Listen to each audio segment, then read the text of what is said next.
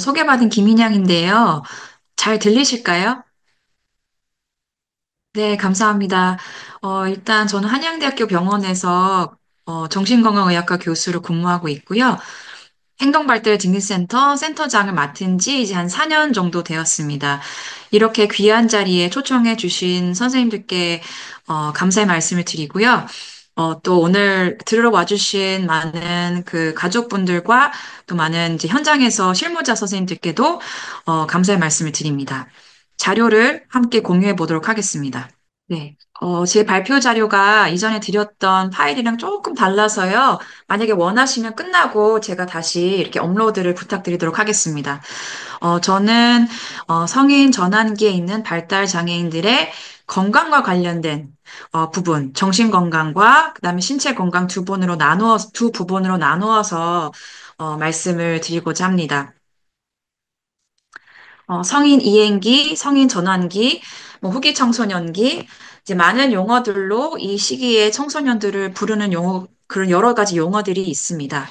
그래서 저희 이제 아이들이 만 18세, 만 17세가 됐을 때 법적으로 성인이 되지만 사실은 이게 어느 날 갑자기 성인으로서 필요한 모든 기능을 갑자기 획득하는 게 되는 게 아니라 이 과정이 점진적인 과정이기 때문에 미리 이제 준비하는 과정이 필요하고 그래서 이 나이대를 보면은 아주 명확한 기준은 없고요. 생물학적인 나이보다는 발달학적인 개념이 더 이제 중요한 시기로 알려져 있습니다. 그래서 보통 이제 여러 문헌들을 보면 명확하진 않지만 만 15에서 17세부터 24세에서 26세 사이를 성인 전환기라고 부르고 있습니다. 그런데 이제 우리나라에서 점점 공부도 길어지고, 이제 결혼과 출산이 늦어지면서, 스스로가 어른이 되었다고 느껴지는 나이가, 전반적으로 조금씩 늦어지고 있는 것 같습니다. 그래서 뭐, 28살은 돼야 어른이 된 것 같다라는 이런 신문 기사가 있을 정도로, 점점 더 어른이 되기 위해서 많은 이제 준비와 많은 노력이 필요한 시대가 돼버린 것 같습니다. 네. 그래서 이제 발달 장애인과 그 가족들은 생애 주기별로, 직면하게 되는 그런 발달 과업들이 이제 생애 주기별로 굉장히 다이나믹하게 변화가 되고요. 뭐 이제 진단이 맞는지, 어떤 치료를 받아야 되는지, 뭐 학교를 어떻게 보내고, 뭐 공부와 대인 관계는 어떻게 하며, 근데 이제 이렇게 어렸을 때 해야 되는 이런 발달 과업들보다 사실 성인기가 되어서 해결해야 되는 이슈들이 훨씬 더 많고, 그 다음에 그 동안에는 학교의 테두리 안에서 도움을 받았다면, 그 학교 테두리를 벗어나서 가족들이 감당해야 되는 역할이 더 많아지기 때문에, 성인이 되는 거에 대한 많은 걱정과 두려움을 가지신 분들도 이제 많이 이제 접하게 됩니다. 그래서 성인기가 되면 굉장히 다양한 이슈로 그 발달장애 가족분들이 고민을 하게 되는데요. 그게 뭐 집과 뭐 결혼과 경제적인 문제뿐만 아니라 건강도 굉장히 중요한, 건강 관리도 굉장히 중요한 이슈 중에 하나로 떠오르게 됩니다. 그래서 이제 가장 걱정되는 발달 장애인의 장래 문제를 물어봤을 때 직업이나 취업, 일상생활, 지원, 경제적 어려움 등 현실적인 문제에 대해서 가장 많이 고민된다고 답변을 주시기도 했지만 건강 관련된 문제도 분명히 중요한 문제 중에 하나인 것 같고요. 그리고 아시다시피 발달 장애인들의 숫자도 늘고 있지만 점차 고령화가 진행이 되고 있으면서 앞으로 이런 건강 문제, 그 다음에 이제 삶과 죽음에 대한 문제도 훨씬 더 이제 점점 나이가 들수록 발달 장애인들이 굉장히 중요한 이슈라고 더 피부로 와닿는 것 같고, 그동안에 사실은 건강과 관련된 이런 정부 정책이 많이 부족했지만, 점차적으로 예산도 많아지고, 관심도 좀 많아지고 있는 상황인 것 같습니다. 그래서 연령별 분포를 보면은, 어, 일단은 이제 20세 미만의 소아청소년은 한 25% 해당이 되고요. 나머지 75%가 성인기 연령의 발달 장애인들이고, 50세 이상 발달 장애인들의 비율을 보면 이미 이제 20%를 차지하고 있고, 앞으로 점점 그 비율이 더 늘어날 것으로 생각이 됩니다. 그리고 2021년도 발달 장애인 보건복지부에서 실시한 발달장애인 실태조사에 따르면 고혈압이나 당뇨와 같은 성인병, 치과질환, 정신질환이나 우울증과 같은 만성질환의 유병률은 54.4%로 두 명 중에 한 명이 만성질환으로 치료받고 있다. 이제 대답했을 정도로 이제 건강과 관련된 그런 이슈가 이제 자폐 스펙 발달 장애인이 아닌 또 다른 이런 건강의 상의 이슈들이 이제 떠오르게 된다는 것을 알 수 있게 됩니다. 그래서 오늘 저는 이 성인 전환기 발달 장애인 분들에게 이제 건강 관리, 그래서 이제 정신 건강 관리와 신체 건강 관리 두 가지 이슈로 나누어서 말씀을 드리고자 하는데요. 일단은 이 성인 전환기에 있는 발달 장애인들이 여러 건강 이슈에 굉장히 취약하고, 두 번째로는, 많이들 이제 느껴보셨겠지만 어떤 문제가 터졌을 때 저희 그 발달 장애인과 가족들이 어떤 위기 상황에서 그거를 바로바로 대처하는 게 굉장히 힘이 많이 듭니다. 네, 그래서 미리미리 예방하고, 미리미리 이제 성인이 되어서 발생할 수 있는 그런 문제들이 뭔지를, 파악을 하고, 어떤 자원들이 있는지에 대해서 미리 알고 계시다면 훨씬 더 그 시행착오를 줄일 수 있기 때문에 오늘은, 성인이 돼서 발생할 수 있는 건강 문제들과 여러 가지 자원들을 중심으로 말씀을 드리고자 합니다. 첫 번째는 정신건강 파트인데요. 네. 그래서 일단은, 성인 전환기에 있는 이 청소년들은 정신적으로 굉장히 취약한 시기라고 알려져 있습니다. 이 사실은 발달 장애인과 비장애인 뿐만 아니라 전체 인구를 통틀어서, 역학조사 결과를 봤을 때, 어, 그 인구에서 사람들에게서 발생하는 정신질환의 75%가 10대 중반에서 20대 초반 사이에 발병할 정도로 굉장히 스트레스가 많고 정신질환에 취약한 시기라고 알려져 있습니다. 발달장애인 당사자와 가족들의 측면에서 보면은, 변화를 싫어하고 또 적응이 어려운 그런 특성임에도 불구하고 이제는 10년 이상 다녔던 학교를 벗어나서 새로운 조직에서 찾고 적응해야 하며 기존의 지지 체계에는 기댈 수가 없다는 그런 점이 굉장히 큰 스트레스로 다가오게 되고요. 가족들 측면에서도 이제 학교 울타리를 벗어나서 지역 사회로 나가야 하며 또 이제 가족 스스로가 해결해야 되는 문제들이 점점 더 많아지기 때문에 부담감이 증가하게 되며 마지막으로 부모도 이제 중년기에 접어들게 됩니다. 그래서 부모도 뭐 갱년기가 오기도 하고요. 또 이제 건강도 예전만 하지 못하고 또 이제 부모님들도 돌아가시면서 이제 죽음에 대해서 생각하는 그런 나이가 바로 중년기이기 때문에 가족 전체적으로 봤을 때 정신질환에 취약할 수밖에 없는 시기라고 볼 수 있습니다. 그래서 다양한 이런 정신장애들이 동반이 되는 시기로 알려져 있습니다. 그래서 기존의 그런 여러 연구 결과들을 보면 발달 장애인의 70에서 75%가 발달 장애인이 아닌 정신건강 문제, 예를 들어서 주의력 결핍이라든지 우울장애, 수면장애, 불안장애, 틱, 강박증과 같이 다양한 그런 정신건강의 문제들이 동반이 된다고 알려져 있고요. 네, 70%가 한 개 이상의 정신장애가 동반이 되고, 이 중에서 절반 가까이 40%는 두 개 이상의 정신장애가 동반이 된다고 알려져 있습니다. 그리고 동반이 되는 정신장애 종류를 보면은 알코올이나 약물남용, 그러니까 마약을 제외한 모든 종류의 정신질환들이 일반 인구에 비해서 위험이 더 높다고 알려져 있습니다. 예를 들면 말씀드린 불안장애, 양극성 장애, ADHD, 뭐 치매나 우울이나 뭐 조현병이나 자살 시도, 강박장애 등 다양한 정신장애들이 동반이 될 수 있습니다. 그래서 저는 이 중에서 가장 흔하게 동반이 되는 질환 네 가지를 중심을 말씀을 드리고자 하고요. 동반된 정신질환을 치료해야 되는 가장 중요한 이유는 뭐냐면 일단은 다른 정신장애가 동반이 됐을 때 기능이 많이 떨어지고요. 그 다음에 발달장애 증상이 더 악화가 되고, 그래서 가족들의 돌봄의 부담이 더 커지며, 다니던 직장이나 센터에 적응이 더 어렵기 때문에, 동반 질환을 적극적으로 발굴하고 치료하기 위한 노력이 매우 중요하다고 볼 수 있습니다. 첫 번째는 우울증에 대해서 말씀을 드리도록 하겠습니다. 우울증은 현대인들에게서 나타나는 가장 흔한 정신 장애로 알려져 있죠. 그래서 근데 이제 통계적으로 결과를 봤을 때는 물론 발달 장애인들 특성이 굉장히 다양하기 때문에 어, 뭐 일반적으로 다 똑같이 말씀드릴 수는 없지만 일반인들보다는 발달 장애인들에게서 우울증이 더 많이 나타난다는 연구 결과들이 있습니다. 그래서 이제 평균적으로 봤을 때는 12%에서 15% 정도가 우울증이 동반된다는 연구 결과가 있습니다.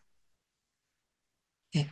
우울증이 있으면, 누구나 살다 보면 우울한 거 아니야, 이렇게 말씀하실 수도 있지만, 그, 우울 장애로 진단받을 수 있을 정도의 우울증이 있다면, 말씀드린 대로 증상이 악화가 되며, 기능도 저하가 되고, 아주 심각한 경우에는 자살을 생각하거나 시도할 수도 있으며, 가족들로부터 더 많은 돌봄을 필요로 하고, 그다음에 우울증이나 불안증이 오래되면 뭐 불면이나 식사 장애와 같은 신체적인 기능이 많이 저하가 되기 때문에 여러 가지 신체적인 합병증으로도 이어질 수도 있습니다. 그래서 정신과에서는 우울증 하나만 있는 게 아니라 우울증과 관련된 여러 진단들이 한 가지가 아니라 여러 가지가 있습니다. 뭐 주요 우울 장애, 지속성 우울 장애, 적응 장애, 뭐 이제 조울증 다양한 진단명들이 있고요.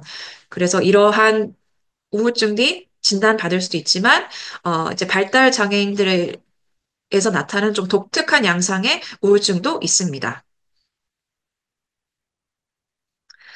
우, 누구나 살면서 우울할 수 있기 때문에 우울증이라는 개념 자체에 대해서도 조금 어, 좀 모호하게 느껴지거나 헷갈리실 수도 있을 것 같은데요. 정신과 교과서에 나와 있는 우울증의 진단 기준을 한번 말씀을 드리도록 하겠습니다. 일단은 어, 그 기간을 보면은 거의 매일 2주 연속 다음 중에서 5가지가 동반이 됐을 때, 정신과적으로 주요 우울 장애로 진단을 내리게 됩니다. 그래서 가장 첫 번째 중요한 기준은 기분입니다. 근데 많은 우울증 환자들이 저는 우울하지 않는데요 라고 얘기하는 경우도 있습니다. 환자들이 자기의 감정을 느끼고 표현하는 방식은 굉장히 다양하기 때문에 우울하다고 표현하는 경우도 있지만 짜증이 난다, 예민하다, 공허하다, 삶의 이유를 모르겠다, 기쁨을 느끼지 못하겠다. 뭐 굉장히 다양한 용어로 기분들이 이제 우울한 기분을 표현할 수도 있습니다. 그래서 우울한 기분뿐만 아니라 이제 예전에 즐거웠던 활동이 이제 더 이상 즐겁지 않고 기분뿐만 아니라 수면이나 식사의 장애, 예를 들면 불면증이나 이제 너무 많이 자거나 너무 적게 자거나 너무 많이 먹거나 너무 적게 먹거나 혹은 뭐 집중력이 떨어진다, 이제 기억력이 떨어진다. 기운이 없다, 피곤하다. 그리고 나는 이제 실패자다라든지 뭐 이제 죽고 싶다, 삶의 의미가 없다 이런 기분뿐만 아니라 여러 가지 영역에서 어, 우울증을 겪게 되면 여러 가지 영역의 기능들이 전부 다 이제 문제가 생기는 것이 이제 주요 우울장애 진단 기준입니다. 네, 그래서 이제 청소년기에 이제 우울증을 보면은 이게 우울증인지 사춘기인지 헷갈릴 정도로 잘 구분이 되지 않는 경우도 많이 보게 됩니다. 예를 들면은 우울하다고 말을 하지 않아도 이제 말을 잘 안 하거나 어, 짜증을 많이 낸다거나 자꾸 모르겠다, 귀찮겠다, 귀찮다, 뭐 하기 싫다, 뭐 잠을 안 자고 방에서 안 나오는 이런 종류가 이제 사춘기라고 오해하실 수도 있지만 이게 이제 우울증의 진단 기준에 부합하는 경우들도 있고요. 네. 그다음에 저희 발달 장애인들은 이제 우울증을 표현하고 인지하는 방식이 다른 청소년들에 비해서 조금 다르기 때문에 뭐 짜증을 그냥 이제 우울하다는 표현보다는 짜증을 내거나 자해를 하거나 잘 씻지를 않거나 뭐 나가기를 거부한다거나 혹은 본인이 좋아하는 뭐 사랑하는 대상에 대해서 부정적인 얘기를 하는 방식으로 우울증이 나타날 수도 있습니다. 그래서 아주 독특한 양상으로 말씀드린 대로 공격성, 짜증 증가, 뭐 상동 행동 증가, 뭐 이제 기능이 퇴화하거나 아니면 아주 특이한 주제에 너무 지나치게 몰두해서 그걸 빠져나오지 못하는 경우에도 우울증을 의심해 볼 수도 있습니다. 네. 그래서 어, 우울증에 걸리기 쉬운 이런 위험 요소가 무엇인지를 알고 있는 것도 되게 중요할 것 같은데요. 일단은 우울증이라는 것은 스트레스 때문에만 발병하는 것이 아니고, 유전적인 요인도 중요하기 때문에, 우울이나 불안, 가족 중에서도 우울증이나 불안증을 앓고 있는 경험이 있었던 경우에는 더 이제 위험이 증가하는 것으로 알려져 있고, 또 부정적인 사고 방식을 가지고 있는 경우, 특히나 발달 장애인들 중에서 오히려 지능이 높거나 기능이 높아서 다른 사람과 자신의 차이에 대해서 많이 인식하고 그것에 대해서 좌절을 많이 하는 경우에는 우울증에 대한 그런 위험성이 더 높다고 알려져 있고요. 마지막으로 어떤 스트레스 사건이라든지 트라우마를 반복적으로 입게 되면 당연히 우울증을 경험하게 될 위험성이 더 높아지는 것으로 알려져 있습니다. 네. 그래서, 우울하다고 말을 하지 않아도 말씀드린 것 같은 증상들이 일부 관찰이 되거나 아니면 우울증에 빠질 그런 위험성이 높은 경우에는 반드시 우울증에 대해서 확인해보고 대처하는 것이 필요하다고 말씀드리고 싶습니다. 근데 여기서 가장 중요한 건 뭐냐면, 그 발달장애인 당사자가 자기의 증상에 대해서 표현하는 게 어려울 수 있기 때문에 가능한 많은 사람들로부터 정보를 얻는 게 중요합니다. 당사자뿐만 아니라 뭐 가족들과 선생님이라든지 뭐 최대한 많은 정보를 얻으시고 되게 중요한 점이 뭐냐면 이 사람의 이 발달 장애인의 평상시 모습과 얼마나 많은 변화가 있었는지 일상생활에 얼마나 지장을 많이 주는지를 도 우울증이 있는지 여부에 대해서 이제 판별하는 데 굉장히 중요한 척도가 됩니다. 네, 그래서 반드시 물어보시고요. 장애에 대해서 스스로 어떻게 인지하고 있으며 스스로 부정적인 그런 사고방식이 많이 있진 않은지, 주변에 이렇게 힘들 때 많이 도와줄 만한 지지체계가 얼마나 많이 확립이 되었는지를 반드시 확인해 볼 필요가 있습니다. 그래서 이제 우울증으로 진단을 받게 된다면, 이제 그 다음 단계는 이제 치료를 받는 부분인데요.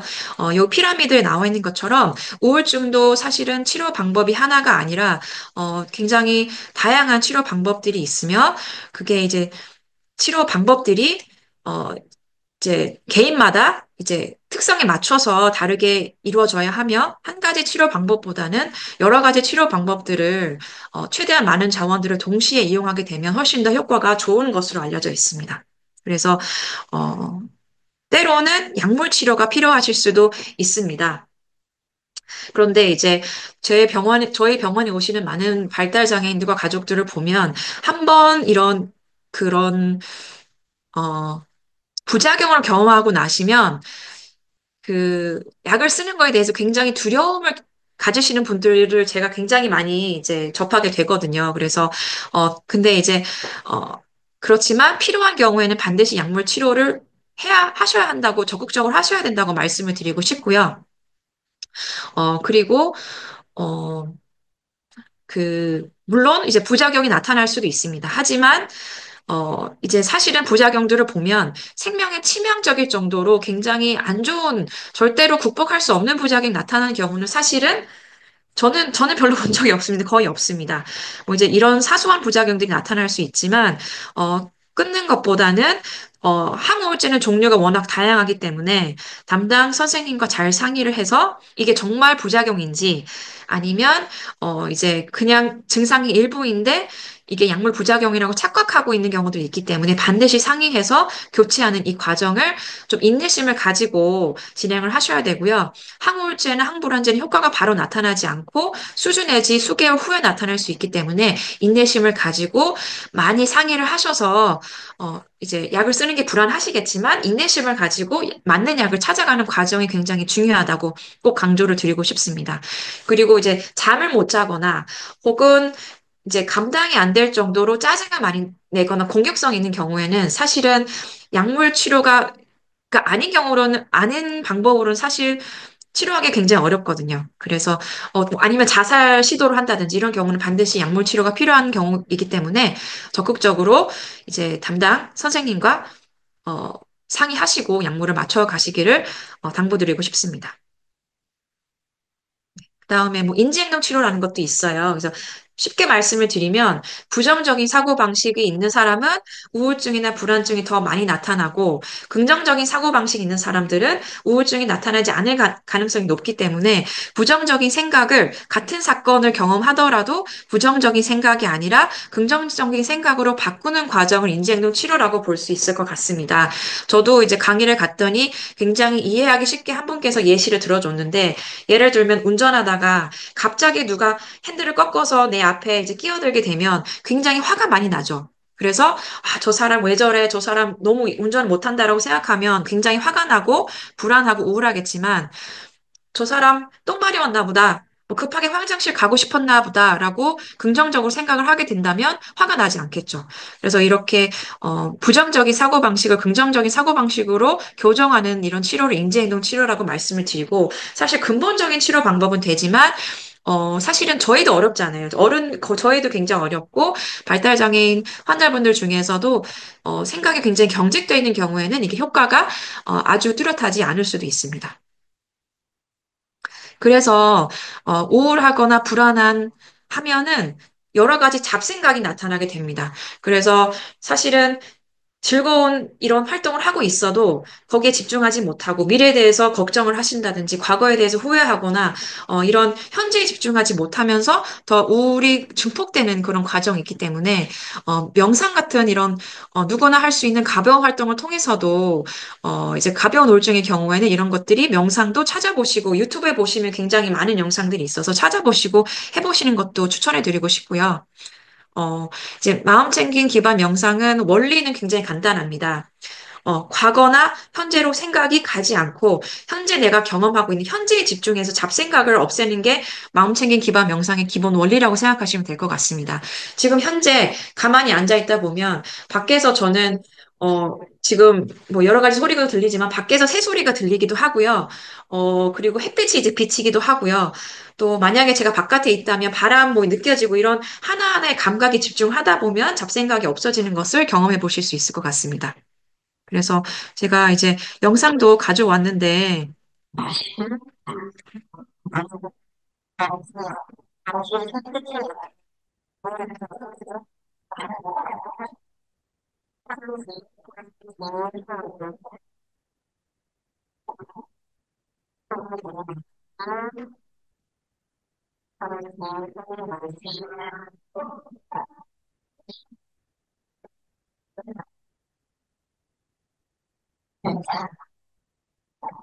네, 그래서, 일단은, 지금 10분이나 되고 시간 관계상 다 보여드리지 못할 것 같은데요.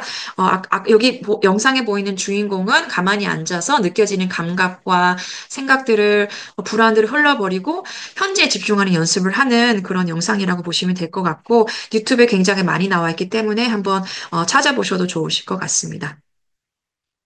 두 번째는 불안 장애입니다. 불안 장애도 발달 장애인들에게 굉장히 흔하게 동반되는 정신 장애로 알려져 있습니다.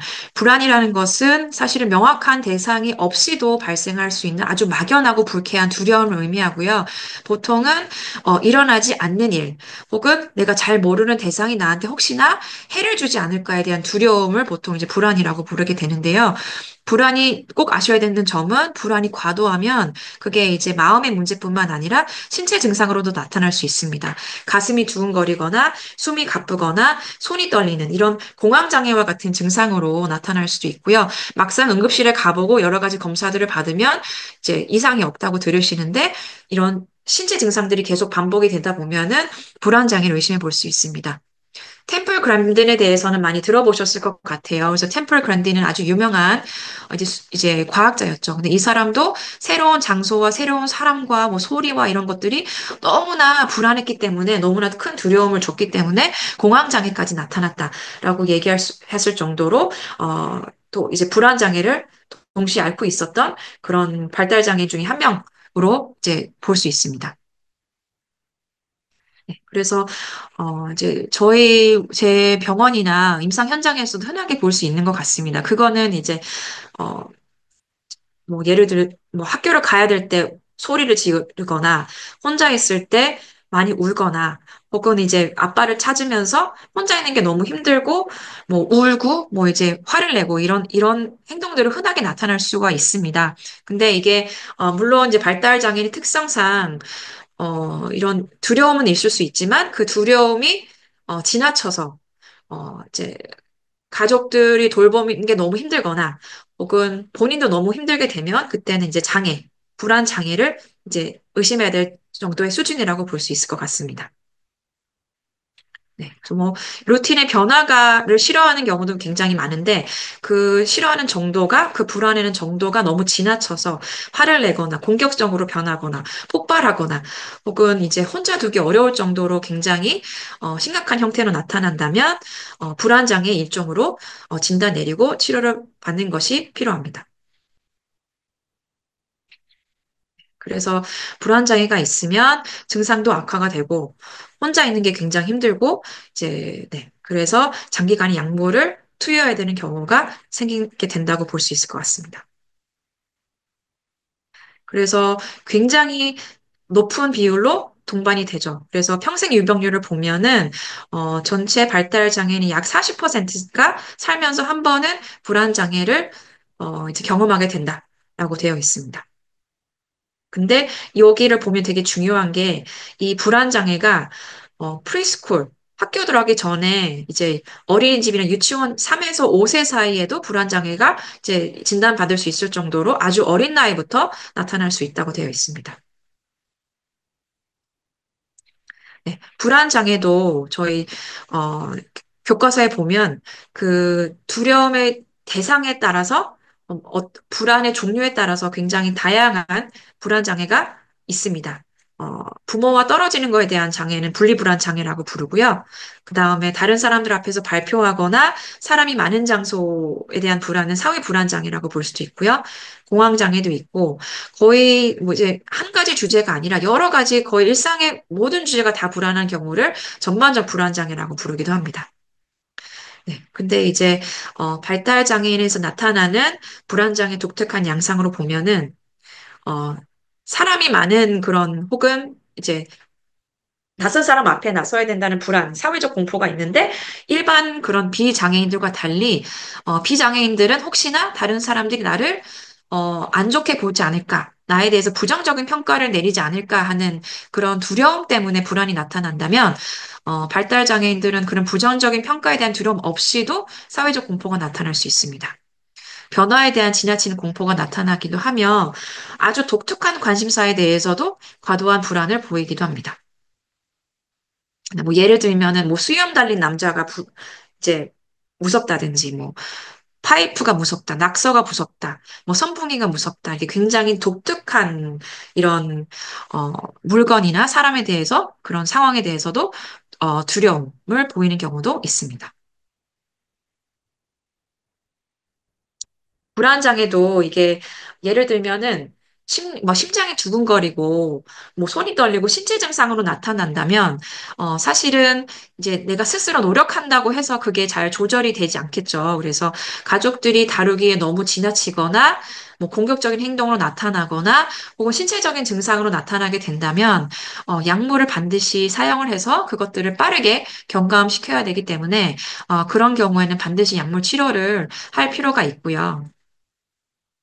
네, 그런데, 이제, 뭐, 아까 말씀드린 인지행동 치료도, 되게 중요한, 되게 훌륭한 그런, 비약물적 치료 방법 중에 하나인데요. 일단 즉각적으로 불안이라는 것은 나의 이런 각성 수준이 올라간다는 의미잖아요. 그래서 굉장히 경계심이 올라가고 각성 수준이 올라가는 것을 의미하기 때문에 빠르게 각성 수준이나 이런 신체적인 긴장도를 낮출 수 있는, 여러 가지 치료 방법들도 있는 걸로 알려져 있고요. 한 번쯤 들어보셨을 것 같아요. 이완요법이나 뭐 복식호흡이라든지 아니면 나비봉 이런 방법들이 아주 이제 극한 불안이 있을 때 사용되는 방법들 중에 하나입니다. 그래서 유튜브를 찾아보시면 굉장히 좋은 영상들이 많이 있고요. 첫 번째 이완요법에 대해서도 이제 동영상을 가져왔는데, 이완요법이라는 것은 머리부터 발끝까지 모든 그런 근육들을 수축시켰다가, 그 다음에 힘을 이제 풀어주면서 몸의 긴장이 풀렸을 때 그 감각을 느끼는 그런 치료 방법이라고 보시면 될 것 같습니다. 그래서 간단히 동영상을 보여드릴 텐데요.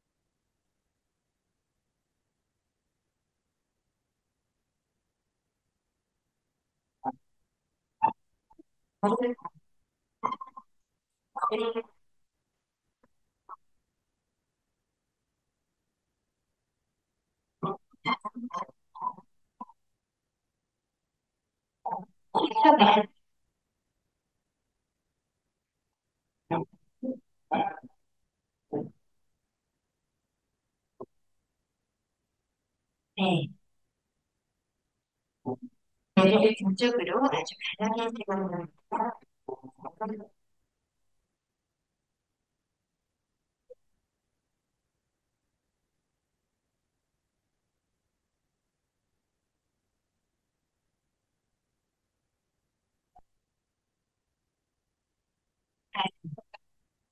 네, 그 원리에 대해서는 조금 이해가 되셨을 것 같아서요. 네네. 그래서 어쨌든 수축하는 시간보다 이완하는 시간이 훨씬 더 조금 길게 해주셔서 몸에 이제 긴장이 풀리는 그런 감각을 이제 느끼는 게 이 이완요법의 핵심이라고 보시면 될 것 같고, 네. 그래서 머리부터 뭐 목이라든지 팔, 다리 뭐 다양한 근육들을 최대한 어,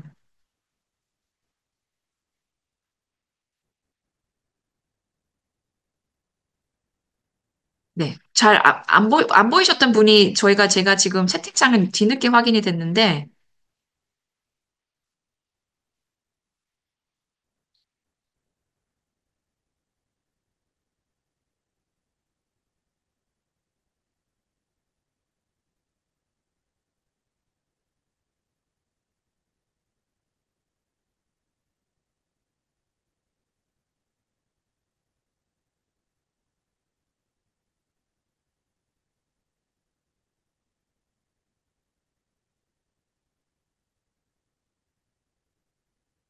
아이고, 죄송합니다. 제가 지금 확인이 돼가지고, 네.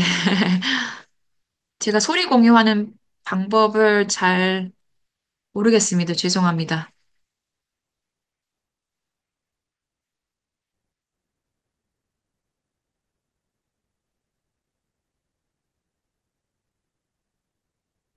네, 죄송합니다. 제가 지금 채팅창을 지금 확인해서, 어쨌든 제가 여기 유튜브 여기 올려놨고요.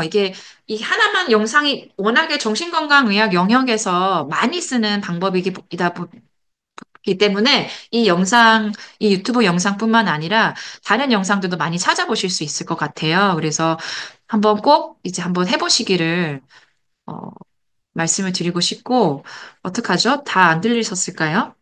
죄송합니다. 네.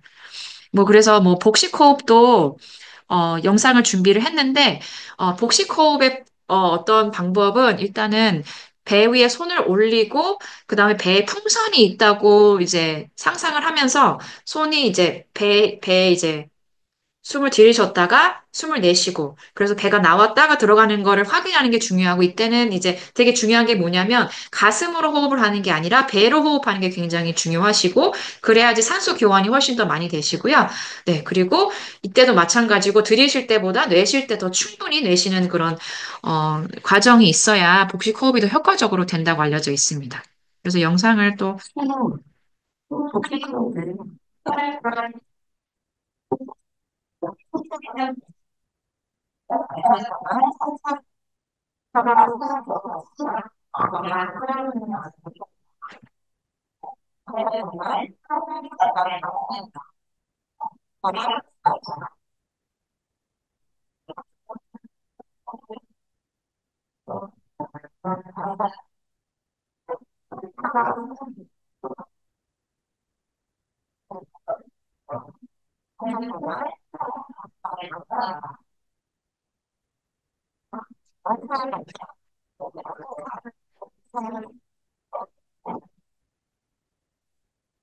네, 그래서 이제 굉장히 간단한 방법이지만, 극도로 불안, 긴장 상태에 있을 때 굉장히 효과적인 방법으로 알려져 있고요. 네. 음, 그다음에 이제 마지막으로 나비포옹이라는 방법이 있어요. 그래서 나비포옹은 어려운 게 아니에요. 마치, 여기 영상이 안 보여도 이 그림이 나와 있을 것 같은데, 네. 네, 이렇게 양손으로 자기 스스로를 포옹하는 이 방법을 나비 포옹이라고 하고 있습니다. 그래서 굉장히 불안이 극도에 있거나 트라우마 환자들 대상으로도 많이 얘기를 해줘서 스스로를 나비처럼 자기 스스로를 포옹해서 토닥토닥 해주는 이것도 굉장히 불안을 낮추는 데 효과가 좋은 걸로 알려져 있고 실제로 제가 아까 말씀드렸던 템플 그랜든이라는 발달 장애인이면서 또 과학자였던 이제 그분도 이게 나비 포옹이 아니라 비슷하게 스퀴즈 디바이스, 스퀴즈는 이렇게 쥐어 짜는 거잖아요. 그래서 어떤 큰 장치에 자기가 들어가서 본인을 이렇게 꽉 이제 감싸는 그런 이제 포옹해주는 그런 장치를 통해서 스스로 불안할 때 안정을 이제 되찾았다고 이제 했습니다. 그럴 정도로 이제 굉장히 효과적인 방법 중에 하나라고 볼 수 있을 것 같습니다. 네, 그래서 이제 불안장애랑 우울장애 말씀을 드렸었고, 이제 마지막으로 이제 도전적인 행동에 대한 부분입니다. 저도 이제 행동발달증진센터 이제 운영하면서 도전적인 행동으로 정말로 다양하고요. 정말로 굉장히 만성화가 되고 치료가 제일 되지 않고 굉장히 다양한 분들을 보시게 되는데, 도전적인 행동은 이제 자타해를 포함한 굉장히 다양한 종류가 있죠. 뭐 이제 뭐 부적절한 성적 행동뿐만 아니라 뭐 이제 그 신체적으로 뭐 항문을 파거나 구토를 하거나 뭐 이제 공격 행동이라든지 뭐 이제 도망 다니는 뭐 굉장히 다양한 종류의 도전적인 행동들이 있습니다. 그리고 도전적인 행동은 중요한 부분이 뭐냐면 나이와 상관없이 연령대와 상관없이 어느 연령에서도 에서나 나타날 수 있으며 그리고 생각보다 굉장히 흔하다고 되어 있습니다. 그리고 어떻게 보면 이제 저희가 성인이 됐을 때 자폐 스펙트럼 장애, 그 사회성 부족이나 상동행동보다도 더 보호자들이 더 힘들어하는 증상 중에 하나가 이런 도전적인 행동이죠. 그래서 도전적인 행동이 있으면 센터를 다니거나 뭐 학교를 다니거나 뭐 이런 게 어려울 수도 있고 나중에 이제 고립이 되고 뭐 이런 가장 큰 원인이 도전적인 행동이라고 알려져 있습니다.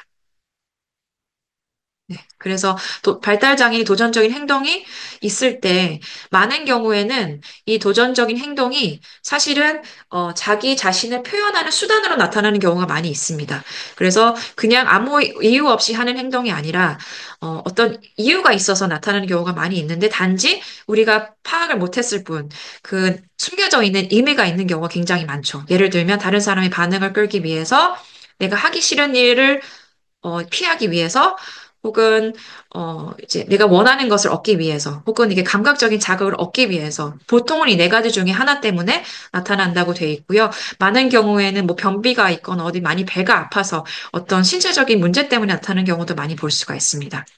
그래서 가장 첫 번째 단계는 원인이 될 만한 요인이 있는지를 파악을 하고 만약에 교정이 된다면 그 원인을 교정을 해주고 만약에 교정할 수 없는 원인이 있다면 약물 치료나 뭐 여러 가지 행동 치료, 저희 행동발달증진센터에서도 행동 치료를 진행하고 있습니다만 여러 행동 치료를 통해서 이제 치료를 하게 됩니다. 그래서 제가 시간 관계상 여기서도 사실 이 부분에서도 말씀드리고 싶은 부분이 너무 많지만 신체적인 부분도 말씀을 드려야 되기 때문에 어쨌든 일단은 발달 장애인들이 성인 전환기에 여러 정신 장애의 정신적인 그런 증상이 고위험군이며 성인이 돼서도 다양한 종류가 나타날 수 있기 때문에 일단은 미리 이제 예방을 할 수 있으면 가장 좋고요.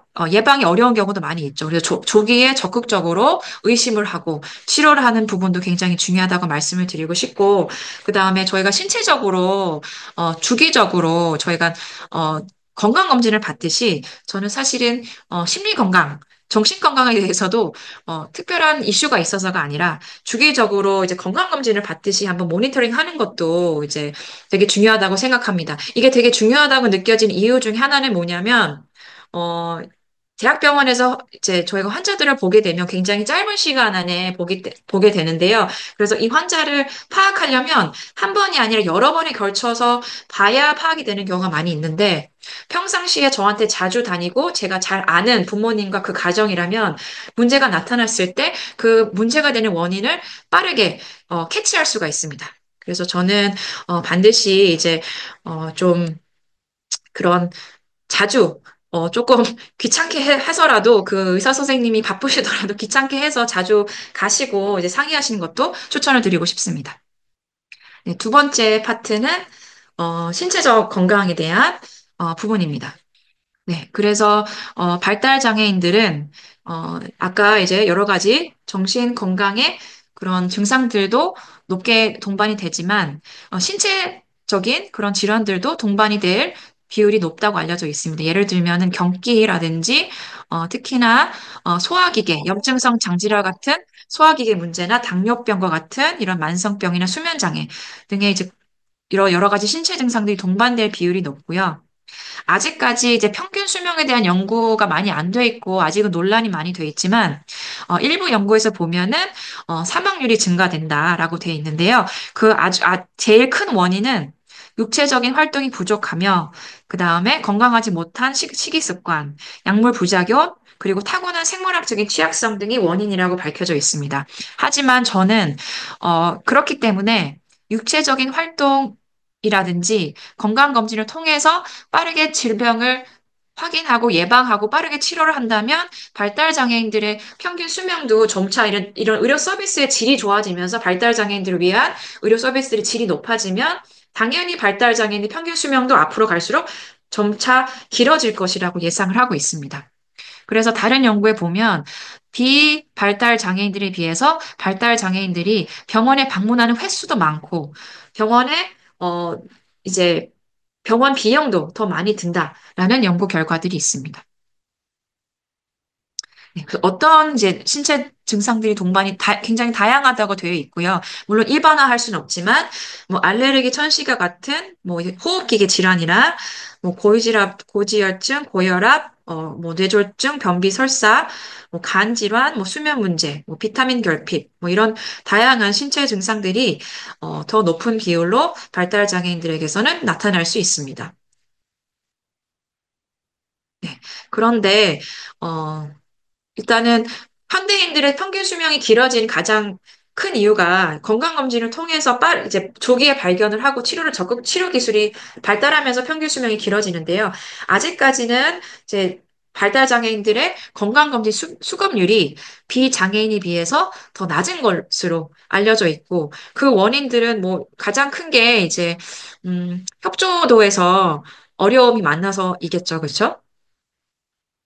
그래서 평균 수명이 길어지고 어, 사실은 건강하게 노화되는 거는 다른 게 아니라, 건강한 행동들을 통해서, 그러니까 운동을 많이 하고, 건강하게 먹고, 그 다음에, 이게 사실은 이제 운동하고 건강한다는 것은 굉장히 인지적인 과정이에요. 그게 내가 유지가 되려면 내 건강을 위해서 내가 이거를 하기 싫어도 의식적으로 해야 돼라는 이런 인지적인 요인이 굉장히 많이 이제 관여되는 이제 부분인데요. 이런 부분에서 저희 발달 장애인들이 어려움이 있고, 그다음에 두 번째로는 그 질병을 빨리 발견하고 적극적으로 치료하는 게 이제 되게 중요한데 이 발달 장애인들이 건강검진이 이제 좀 어려움이 있기 때문에 이 두 가지 요인 때문에 건강한 노화의 어려움을 지금 경험을 하고 있다고 보시면 될 것 같습니다. 그래서 일단 첫 번째로, 어, 자기의 그 건강을 더 잘 관리하기 위해서 운동과 식이 습관이나 뭐 어떤 양치질과 같은 이런 부분에 대해서는 어, 이제 프로그램들이 최근에 정말 예전에 한 5년 전만 검색했을 때도 거의 없었는데 최근에는 검색해 보니까 조금 더 많아진 것 같습니다. 여러 가지 시청각 자료를 개발해서 공유하시는 이런 기관들이 있는 걸 제가 확인을 했었고요. 대표적으로 국립재활원에 보면은 발달장애 친화 그 증진 가이드라고 그래서 동영상으로 뭐 당뇨병 관리하기, 스트레스 관리하기, 치아 관리하기 뭐 이런 여러 가지 건강과 관련된 컨텐츠를 이 홈페이지에서 제가 검색할 수 있었고요. 그 다음에 여러 센터, 뭐 발달장애인 훈련센터나 한국장애인고용공단에서도 발달장애인용 운동 프로그램을 이제 개발해서 이렇게 유튜브로 공유하고 홈페이지에서 공유하고 있는 것도 확인할 수 있었습니다. 그래서 저도 다 보지는 못했었는데 한 번쯤 보시고 만약에 협조가 되시는 분들은 적극적으로 활용을 해보셔도 좋으실 것 같습니다. 네. 그렇지만 어쨌든 병이 사실 아무리 노력을 해도 예방하지 못하는 경우가 많이 있어요. 그러면 병원에 내원을 해야 되는데 발달 장애인들이 아픈 데가 있어도 병원에 가지 못한다고 대답하는 비율이 굉장히 높았습니다. 뭐 여러 가지 이유가 있겠지만 가장 큰 이유는 의사소통에 어려움이 있기 때문에 병원에 가지 못했다고 답변을 주셨습니다. 네, 그래서 여러 이제 미국의 연구가 이거를 조금 선도적으로 가고 있으니까 많이 찾아보면은, 발달 장애인들이 병원을 이용하는 게, 어, 어려운 이유에 대해서는 여러 가지 측면을 나누어서 볼 수 있습니다. 일단은 환자 측면에서 보면은 의사소통이 어렵기 때문에 어디가 아파도 어디가 아프다고 표현하지 못하고요. 그 다음에 어떤 치료나 사실은 도와주려고 하는 행위임에도 불구하고 이해를 하지 못하니까 협조가 잘 되지 않는다는 면이 있습니다. 두 번째로 감각적으로 예민하기 때문에 병원에 가서 뭐 팔찌를 차야 되고 뭐 이제 청진기는 차갑고요. 그 다음에 음식도 이제 뭐 입에 안 맞고 여러 가지 이유 때문에 또 병원에 가는 게 힘들고요. 마지막으로 루틴에서 벗어나는 게 힘들어서 입원 생활 자체를 굉장히 힘들어하게 됩니다. 그래서 제가 미국의 신시내티 어린이병원에 갔더니 발달장애 이제 전용 병동이 있었고 거기서 되게 중요시하게 여긴 게 뭐였냐면 바깥에 있어서의 발달장애인의 루틴을 이제 병동 안으로 들어와서 똑같이 유지가 될 수 있도록 세팅을 한다는 점에서 굉장히 인상이 깊었습니다. 그래서 이런 여러 가지 이제 환자 측면에서는 이런 어려움이 있고요. 그다음에 의료진의 측면에서 보면은 사실은 소아정신과를 제외한 나머지 의사들이나 뭐 간호사들이나 병원의 의료진들은 사실은 발달장애인들은 지식이나 교육이 부족하기 때문에 환자가 왜 협조가 안 되고 어떻게 하면 환자가 협조도를 올릴 수 있는지에 대해서 전혀 정보가 없으시고 뭐 근데 이제 점점 대기는 길어지고 뭐 협조는 안 되고 하기 때문에 이제 병원 차원에서도 어, 대, 대, 대여, 대, 이제 대응을 하기가 굉장히 어려운 측면이 있습니다. 마지막으로 이제 시스템이나 병원적으로 측면을 봤을 때 발달 장애인들은 더 많은 대기 신관과 사실 별도의 대기 공간과 더 많은 인력들이 필요하고 한 번 실패하면 반복적으로 이제 다시 시도하는 이 과정이 필요한데 그런데 이제 경제적으로 봤을 때 오히려 경제적으로 봤을 때는 손해라는 거죠. 그래서 병원들 차원들에서 적극적으로 여기에 임하지 않게 되고 뭐 별도의 대기 공간이라든지 혹은 일본의 그런 데를 보면은 좀 발달 장애인용 이런 의료기구를 이제 따로 개발해서 이제 사용하는 그런 병원들도 있더라고요. 그래서 이런 경제적인 이유 때문에 또 병원에서 적극적으로 치료를 하지 않는다는 측면들도 있습니다. 네, 그래서 사실은 발달장애인들이 병원에서 편하게 치료를 받기 위해서는 이 세 가지 레벨 모두에서 충분한 그런 정책적인 그런 지원과 그런 노력들이 있어야 합니다. 그래서 뭐 예를 들면은 이제 병원들이 이제 발달장애인들을 위해서 충분히 뭐 이제 이런 공간이나 도구를 따로 마련할 수 있는 뭐 이제 경제적인 지원이라던가 그다음에 병원 전체 의료진에 대한 교육이라던가 그다음에 이제 환자들에게서 봤을 때는 뭐 시각 자료라던가 의사소통을 좀 더 원활하게 하기 위한 이런 여러 가지 도구들이 필요합니다. 어, 그래서 저도 이제 몇 년 전에 시행했던 그런 설문조사인데요. 발달장애인 부모를 대상으로 병원 당시에 힘들었던 경험들에 대해서 지금 물어봤을 때 가장 힘들었던 게 일단 기다리는 시간이 굉장히 힘들다고 많이 말씀을 주셨었고, 그 다음에 의사소통을, 이 잘 됐으면 좋겠다는 응답을 주셨었고, 그 다음에, 어, 일단은 이거 저희 심포지움에 오셨던 어머님께서 주셨던 말씀인데요. 병원에 갔을 때 뭔가가 이제 너무 힘들었던 경험이 많다 보니까, 그리고 너무, 어, 이제 냉대? 차가운 시선을 많이 받다 보니까, 그 어머님이 사실은 병원에 들어서는 순간, 의료진의 눈빛이 호의적인지 아닌지 눈치 보게 된다라는 이제 말씀을 주셨을 정도로, 어쨌든, 의료진 그 발달장애 부모들에게 조금 더 호의적인 그런 전체적인 병원 분위기를 만드는 것도 굉장히 중요한 부분 중에 하나인 것 같습니다. 네. 그래서 몇 가지 그 사이에 여러 가지 10년도 안 됐죠. 한 5년 사이 여러 가지 자원들이 생겼고요. 제가 생각했을 때는 아직 많이 부족하고 아직은 걸음마 단계 많은 이제 정부의 지원이 아직 많이 부족하다고 생각하지만 그 사이 여러 가지 발달 장애인들의 건강을 도와주기 위한 자원들이 이제 생겼죠. 그래서 첫 번째가 뭐냐면 지역 사회에는 지역 장애인 보건 의료 센터가 전국에 이렇게 생겼습니다. 그래서 이거는 사실 병원은 아니고 뭐 방문 간호사도 있고요. 그래서 집으로 방문하는 간호사가 뭐 재활 운동을 시켜준다거나 아니면 약물 투여를 도와주신다거나 아니면 병원으로 이제 가기까지 그 이송을 도와준다거나 뭐 여러 가지 이런 방문 서비스도 이제 생긴 걸로 알고 있고요. 근데 이게 발달 장애인만 보는 게 아니라 전체 장애인들을 위한 시설이다 보니까 좀 아직은 부족함이 있는 것 같고요. 네, 그리고 그래서 제가 여기 장애인 보건의료 센터 홈페이지에 들어가 보니까 또 이제 여성 모자보건, 뭐 피임이나 임신, 출산과 관련된 이제 장애 유형별인 자료들도 이제 개발해서 이렇게 배포를 하고 있는 부분도 굉장히 인상적이었고요. 네. 그다음에 이제 많이 들어보셨을 법한 제도는 장애인 주치 제도죠. 장애인 주치지 제도 말씀드렸다시피 자주 봐야 문제를 빨리 해결할 수 있습니다. 문제의 원인을 빨리 파악할 수가 있고요.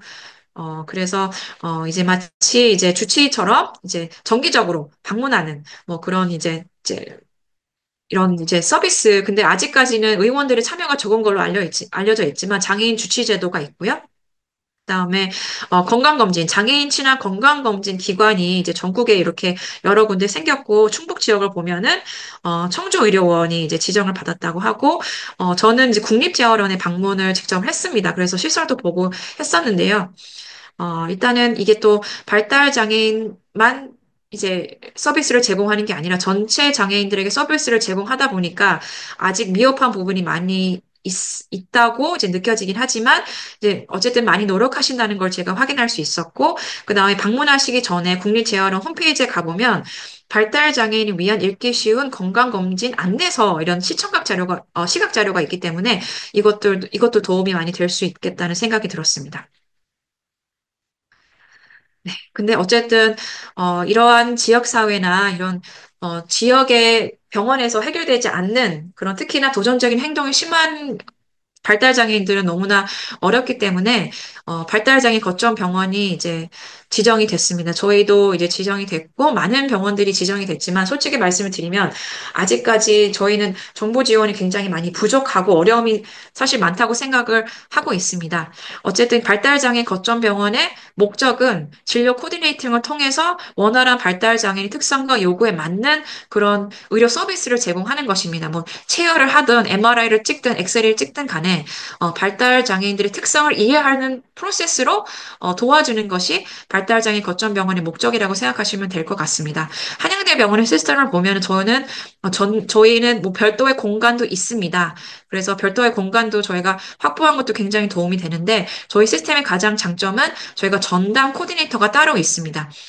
그래서 뭐 이 예시는 지금 시간 관계상 말씀을 드릴 수는 없을 것 같은데 발달 장애인들이 사실은 병원에 대한 두려움 때문에 주차장을 차에서 내리지 않는다라고 말씀하실 정도로 병원을 들어오는 순간부터가 난관입니다. 그래서 일단은 들어오고 나서 문제를 해결하려고 그러면 너무 늦죠. 미리 계획을 철저하게 잘 세우는 게 가장 중요한 단계라고 생각이 됩니다. 진료 코디네이터 역할은 직접 연락을 드려서 일단은 가장 정보를 많이 얻어요. 일단은 어, 장애 정도가 어느 정도냐, 의사소통이 어느 정도 되느냐, 과거에 병원을 방문했을 때 어땠느냐, 어떤 상황에서 어떻게 대처를 해야 되느냐, 그리고 진짜 병원에 와야 되는지 안 와야 되는지도 잘 헷갈릴 때가 있으시잖아요. 그래서 뭐 사진, 뭐 피부과라면 사진을 받거나 뭐 피검사 사진을 받아서 제가 일일이 그 코디네이터 선생님이 그 교수님들을 찾아가요. 그래서 이게 병원에 와야 되나요? 안 와도 되나요? 뭐 이렇게 한 다음에 그리고 이게 사실은 어, 한 과가 아니라 여러 과를 동시에 가야 될 경우도 있잖아요. 그럼 여러 과를 동시에 갈 수 있도록 뭐 플랜을 짜준다거나 아니면 병원에 그리고 많이 힘든 것 중에 하나가 병원에 갔다가 근데 검사는 다른 날 받아야 되잖아요. 그래서 병원에 오고 검사를 하루 안에 다 할 수 있도록 계획을 세우는 게 이 코디네이터의 역할이라고 생각하시면 될 것 같습니다. 그래서 저희 한양대병원은 이런 코디네이터를 하시는 선생님이 있다는 점에서 저희가 근데 사실은 그럼에도 불구하고 너무 어려운 케이스들도 많이 있는데, 저희가 이런 방식으로 발달장애인들에게 도움을 주려고 노력을 하고 있습니다. 네. 그래서 저희 홈페이지 가면은 이런 체크리스트가 있어서 병원에 오기 전에 이 각 발달장애인 특성에 대한 정보를 이제 저희한테 입력을 해주시면 저희가 도움을 줄 수 있고요.